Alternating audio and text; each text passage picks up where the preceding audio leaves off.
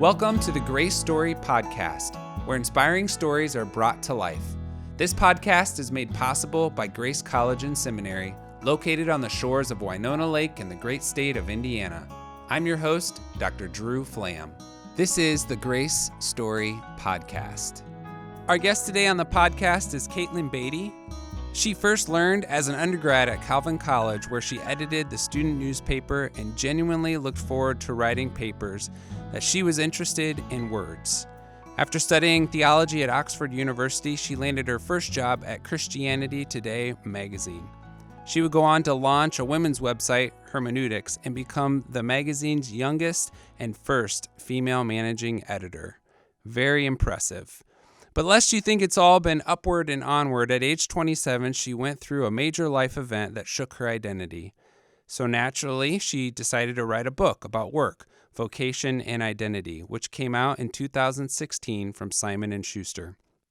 She speaks regularly on work and vocation, writing, culture, and politics, including speaking just this morning to students on Grace College's campus.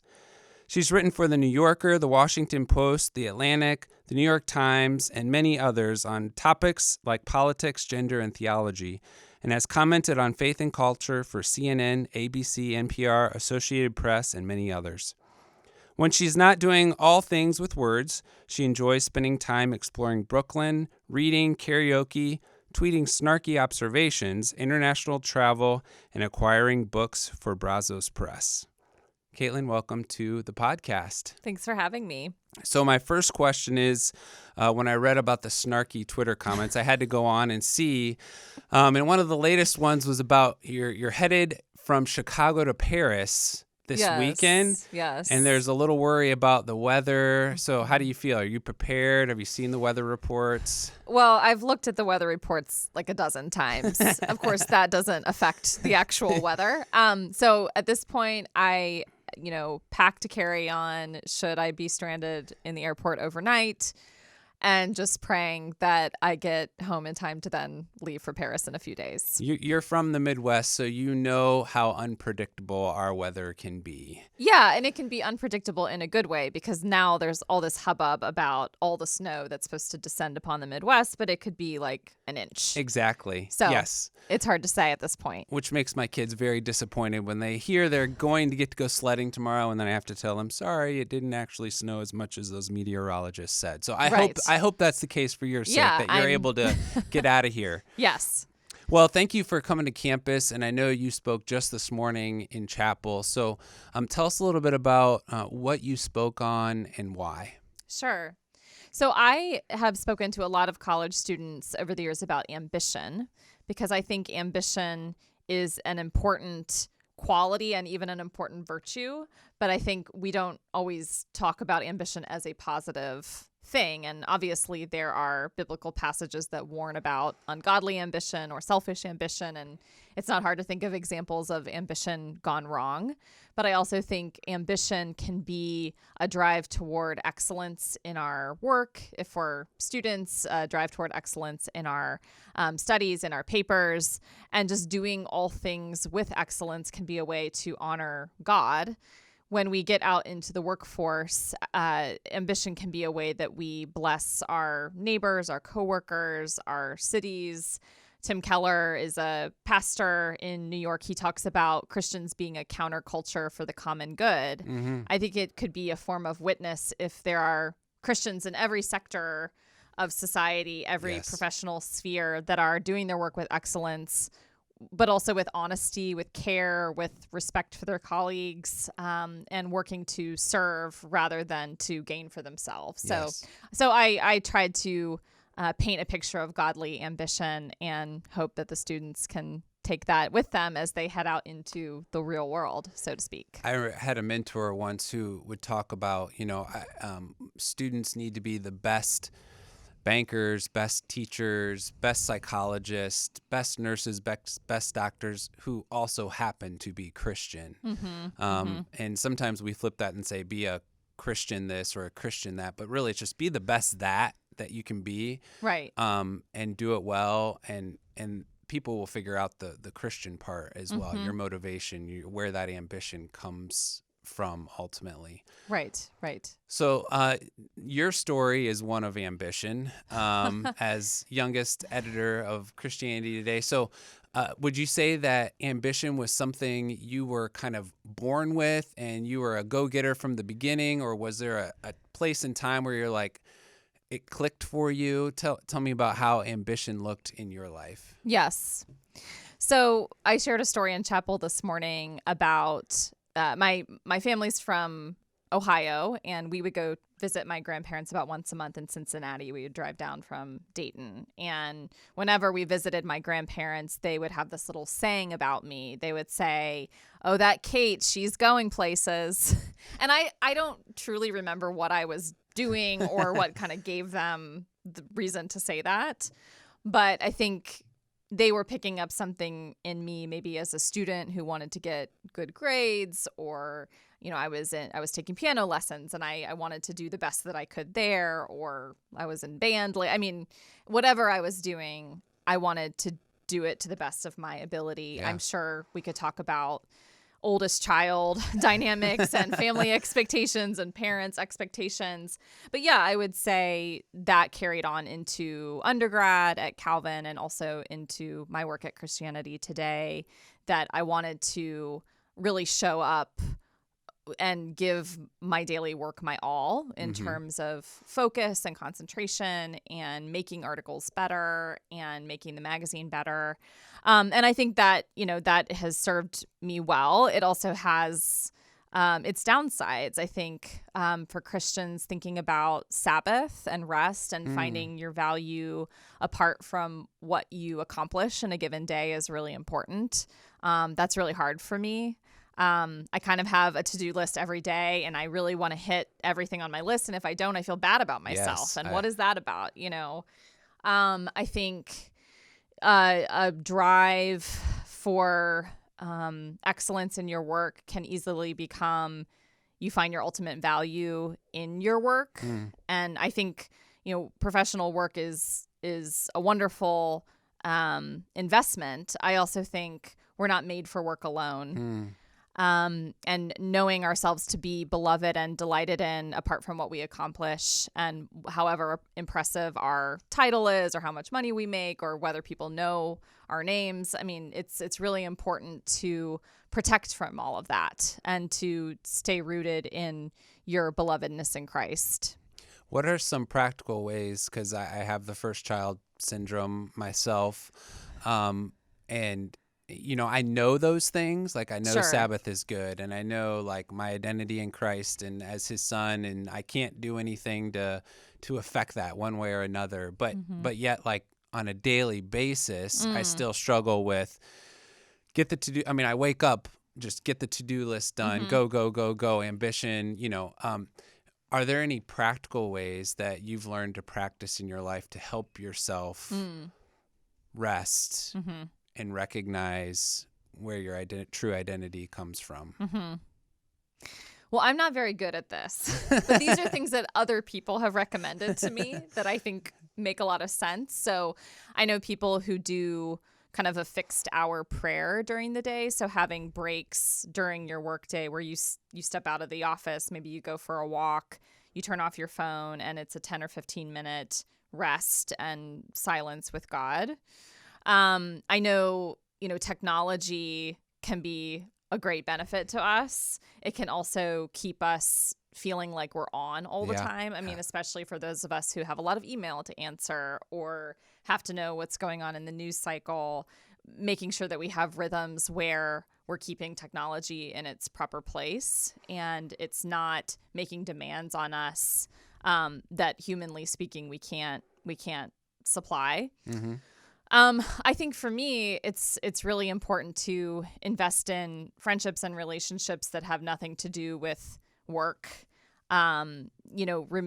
Remembering either through like relationship with family or with close friends or people at church that these people reflect back to me my value apart from what I accomplish. They don't really know what I do during my work day. Yeah. They're not there to say, "Oh, well done, good job." It's we delight in you because of who you are apart from your accomplishments or whether you got things done on your to-do list today. I think rooting in those kinds of healthy relationships is really good. Their value is not on what your resume looks like or what you did this week. It's just you're their friend, and that's enough. Right. That's good.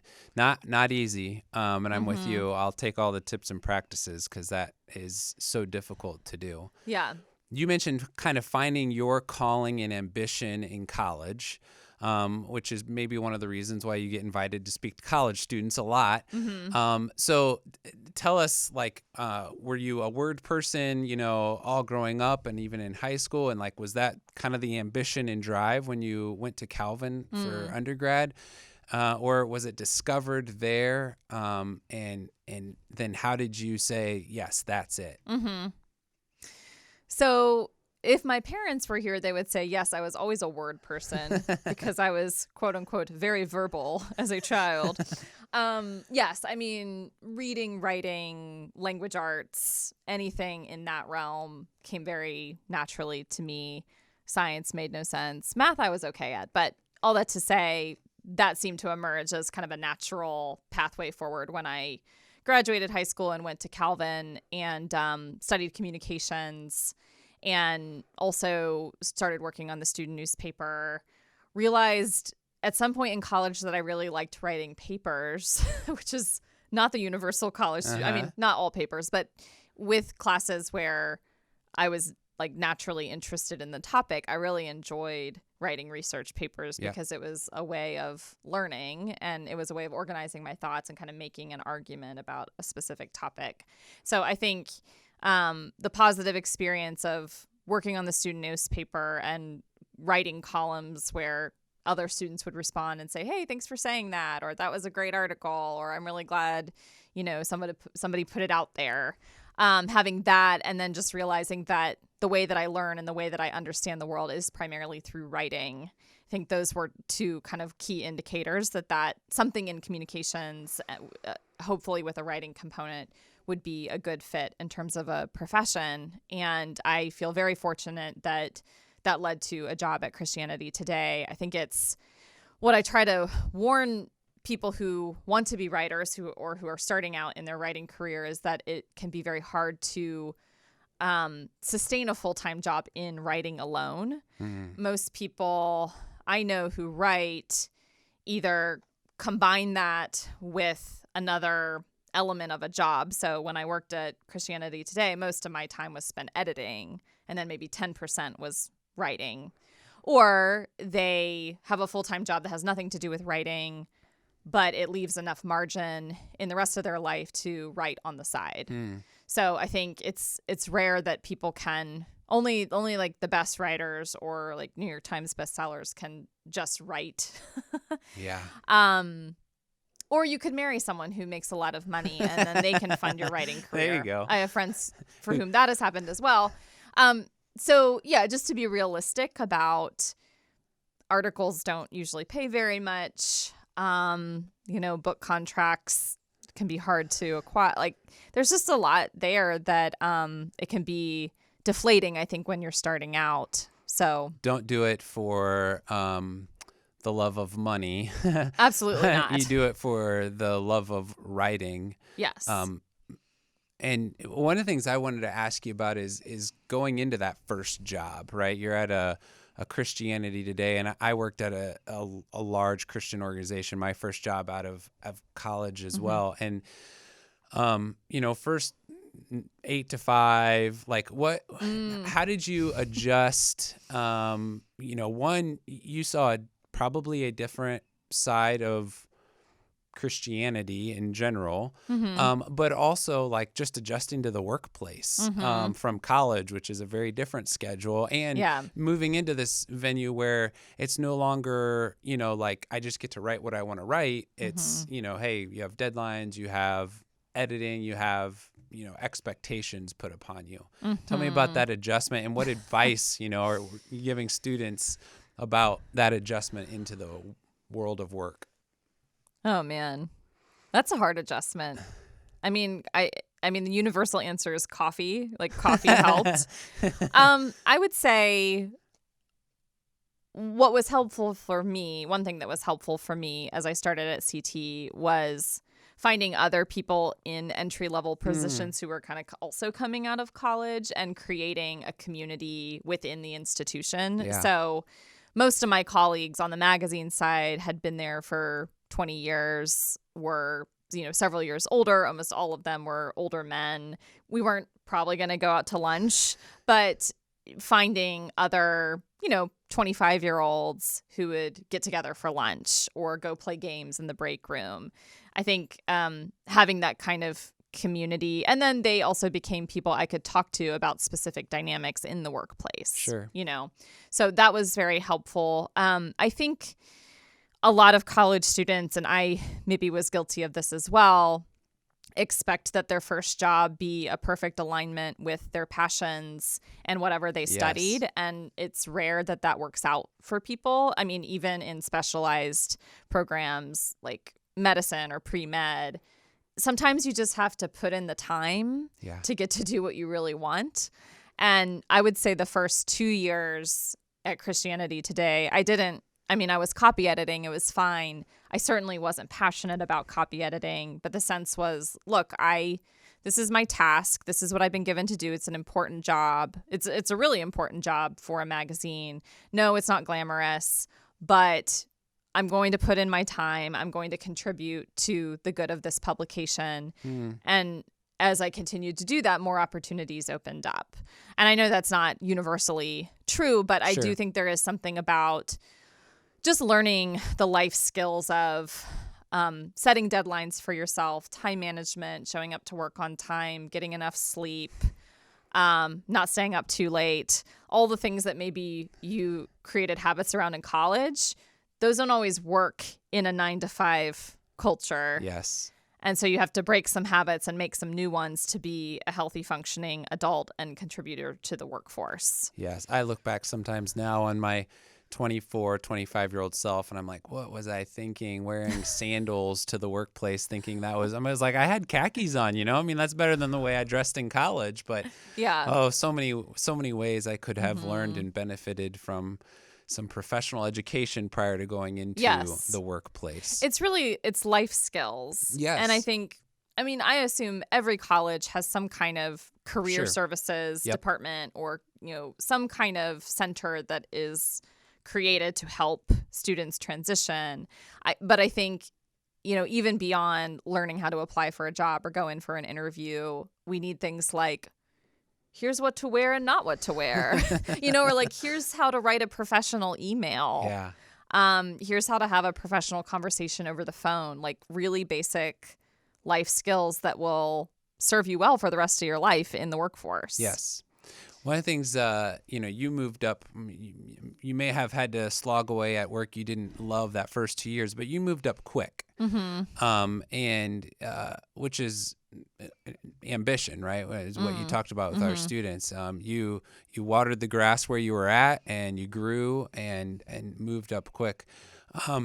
As a young professional then who was in a place of managing others, how did you go about learning that skill set? You now have people who are working with you or for you that are older, who maybe have more experience on paper. Tell us about how that dynamic and what you learned. You're asking like really good questions that could be, I could go too deep into these. So no names, please. Yeah. Of course. Concepts. That was by far probably the hardest dimension of my time at Christianity Today. I mean, I was there for 10 years, and the last 4 years I was in a management role. And I think there are people who are uniquely gifted for management, for training up other employees and growing other employees. And I didn't feel like I was given those skills per se. I mean, my supervisor, my boss helped me on a regular basis with certain dynamics that would come up. But just because I was a decent editor didn't necessarily mean I was going to be a great manager. So that was a huge learning curve for me. I think certainly having the support of my superiors and them saying, look, like, Katelyn is managing the magazine. And yes, she's relatively young and some of you have been here longer, but this is the decision that we've made. That certainly helped me to knowing that I had institutional support and backing. I certainly benefited from meeting with other managers to learn kind of best practices. How do you navigate conflict? How do you sometimes you have to give negative feedback. What's the best way to go about that? So just having input from other managers. And then I think, as a baseline, if you treat people with respect, most people will react in kind. And wanting to see the gifts and talents of my coworkers and have them know that I respected their work and respected them as colleagues. And even if we had really different skill sets or different interests, that everybody on the team is valuable. Everybody has a really valuable part to play. And that's so much of what our 20s, even into our 30s are, is this learning what we're good at and where we need growth areas and being okay with trying different things out and seeing what works and what doesn't work and what ways God has gifted us. And you made that big switch then to moving on to becoming a book writer when you wrote your first book, A Woman's Place, in 2016. And so, what made the decision like, hey, I'm gonna go out and say it. Like I'm gonna step out and write the book. And I'm okay with the criticism that is to come. Tell us a little bit about that decision-making process. Yeah. Well, I'm one of those annoying people who goes around saying, I just know I have a book inside of me waiting to come out. And not everybody who says that actually has a book that should come out. And I'm one of those people who wants to write a book, but nobody wants to hear from me, and I don't know what I would talk about. So, yeah. But yes, I would say, even while I was at CT, I wrote the book itself when I was still working at Christianity Today. And I think a book as a form of communication has the power to shape hearts and minds in a way that probably a magazine article or a blog post doesn't, just because of the literal shelf life of a book. Ideally, it will sit on someone's shelf and be there to engage and re-engage and contribute to a broader conversation for years to come. So that in and of itself was appealing to me as a writer. I think when the book came out, it was the same year that I decided to leave Christianity Today, which I know surprised some people. My parents were like, wait, what? How are you going to make money? How are you going to support yourself? I don't know, Mom and Dad. But there was an experience of having a spiritual confirmation. And so I felt a freedom to move on. But two, I think one of the things that happens when you work for an organization or an institution is that you, for better or worse, represent them to other people. Yes. And I was always happy to represent Christianity Today because my values and goals and beliefs more or less aligned with CT. But I also wanted the experience of striking out on my own and maybe saying something that there wasn't necessarily space to say at CT, and that was risky for sure. But it was also exciting. And some of that was practical, just having the time to do speaking engagements and write more for other publications. And also just I had been at the magazine for 10 years at that point, and it was my first job out of college, and feeling like I kind of want to see what else is out there. I think I've done good work here. I've put in a lot of good time and energy and have contributed. And also I want to see what else might be out there. As a writer, you write things that are criticized. That's kind of part of it, right? Yeah. You're going to have people who agree and people who don't agree. And that's true with any of us. The more leadership you gain in an organization, the more criticism you're going to take. The more you're out front in whatever career path you take, the more criticism that you're going to take. How have you learned to deal with the criticism that comes from putting something out there that you expect it to be criticized? But how do you deal with that? It's a good, man. These are really good questions. I'm just going to reiterate that. So Well, first, I just want to affirm your observation that to write anything of significance is to open yourself up to criticism, because to make a value statement one way or the other means you're taking a stand, oftentimes on really controversial or touchy subjects. People have very strong opinions about these things, but to say anything of value means you can't please everybody. Mm-hmm.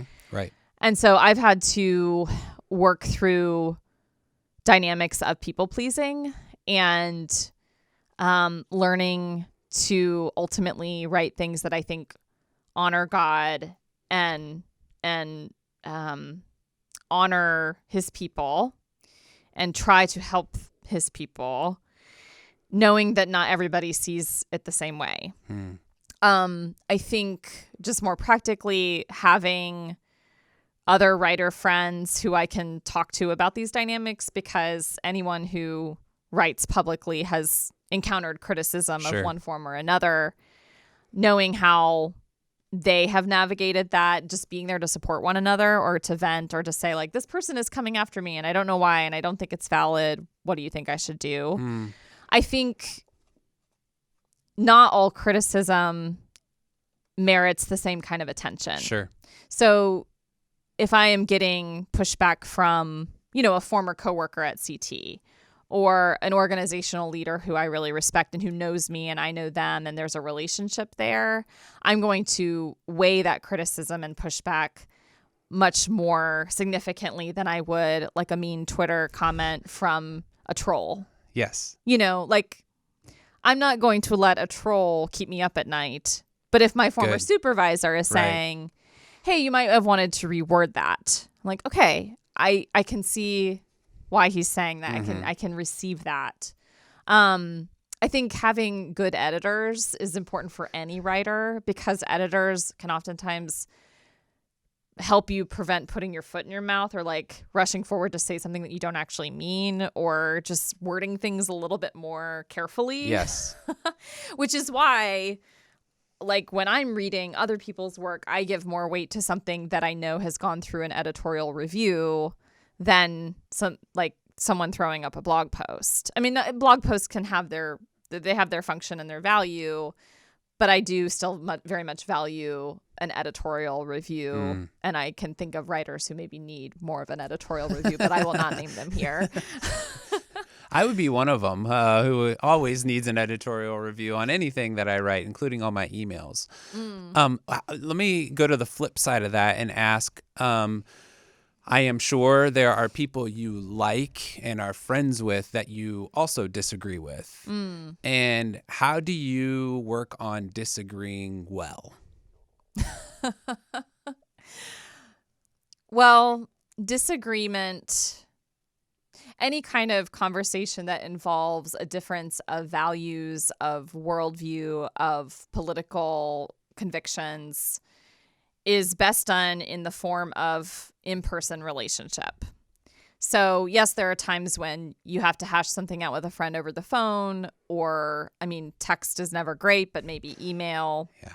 But when we can talk about difficult things in person, it's much easier to remember the humanity of the other person. You're talking to a flesh and blood image bearer with their own life story and history and denominational tradition or church tradition. It's easier to remember that these are humans trying to hash something out important, usually with limited information, or, we see through a glass darkly. And so I think in person is always better. I think having the conversation is important for the sake of relational depth and authenticity. I know, there's the truism that, if you want to create family drama at Thanksgiving dinner, talk about religion or politics. But I would relish the opportunity to talk about religion and politics at the Thanksgiving dinner or at some family dinner, because I value how the people who I love see the world. Yes. And I have something to learn from them. My parents, we certainly don't see eye to eye on everything, but I love and respect them. I know that they have thought through these issues, and oftentimes they can help me see something even like generationally. Yes. They can give me a certain kind of perspective that I couldn't have on my own. And I think at the end of the day, that's probably true for anyone who is coming to conversations like that in good faith, that you have something to learn from them, and having a mutual posture of maybe you can teach me something that I am not seeing for myself is really important. Because all of us, I think, especially today, are tempted to get into ideological silos and only be in relationship with people who are like us. And there's a comfort in that. And there's a sort of, I know that we're on the same page and so we can relate, but I continue to believe in the value of friendship across many divides. Sure. You know? Those are all humility, being willing to humble yourself and learn from others, ensuring you have friendships that are across divides, and being welcoming of the conversation instead of it automatically, when it comes up, being a point of contention, having open hands and open hearts to desire to have the hard conversations. Those are all wonderful points. I will say, though, because I've had the inverse experience of that, which is I think the harder the topic and the more difficult the conversation, the more relational capital you probably need starting out. Wow, that's really good. So an acquaintance from high school who's like, I want to debate you on your Facebook page. I'm like, we don't have the relational capital to have this conversation. Yes. But if we, by contrast, are touching base regularly, we're invested in many dimensions of each other's lives. It's not just, oh, you're my sparring partner every 6 months because I know we think differently about this topic, and so I want to debate you.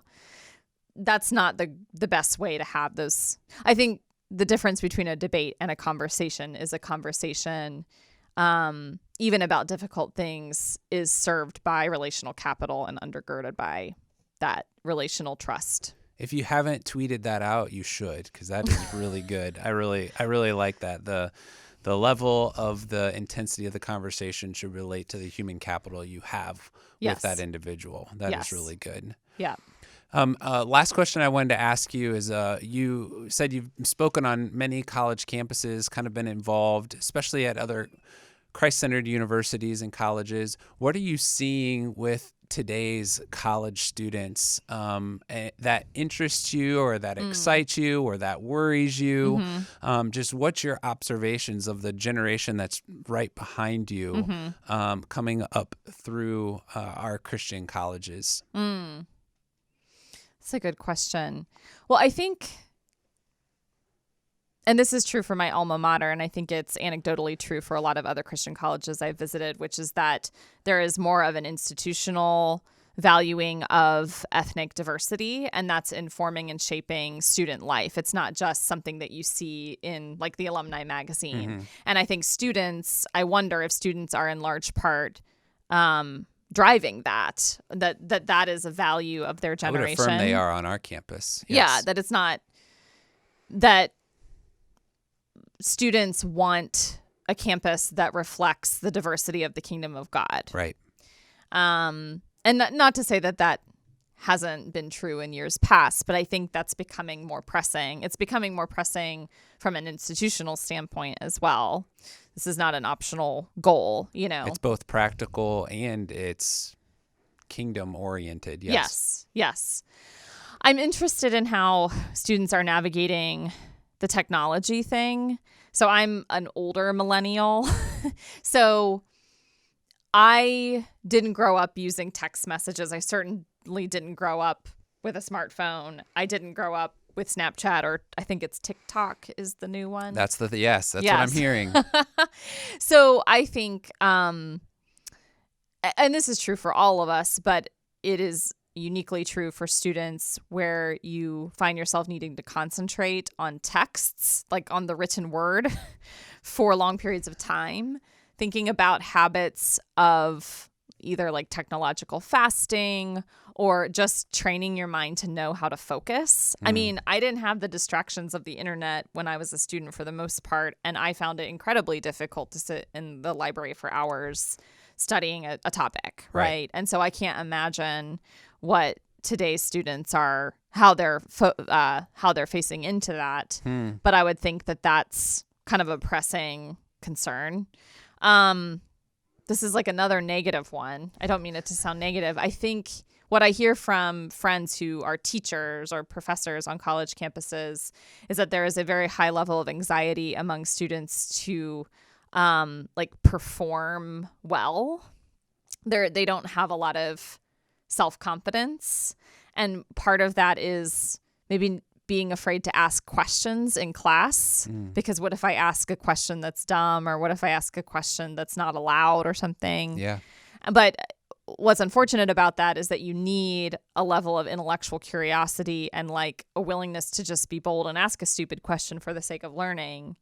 So I don't know where that anxiety is coming from, like a performance anxiety. You know, and the studies bear out that students are more stressed than they've ever been. And, you know, there's a lot written right now on the counseling centers on campuses being just overwhelmed. And there's a good part of that where students are saying, hey, you know, I have a mental issue that I want to work through, or I had something happen to me I want to work through. And there's some stigma that has been lost. But then there's the opposite end of it seems to be more anxiety than ever. It's good. Yeah. Well, thank you so much for being willing to be on the podcast and for sharing with our students today. And we'll look forward to the next snarky tweet, or maybe book, or whatever it is or that's just next like on the agenda. Non-snarky, kind tweet. Oh, okay. I throw those in there as well. Good. Well, thanks for listening, everyone, to the Grace Story podcast. Music was written and produced by Dr. Wally Brath, Assistant Professor of Worship Arts at Grace College. And thank you so much to Andrew Palladino and Rick Neer, our co-producers. And if you can do us a huge favor and rate or comment on this podcast wherever you found it from, we'd be so appreciative. Until next time, live your best Grace story today.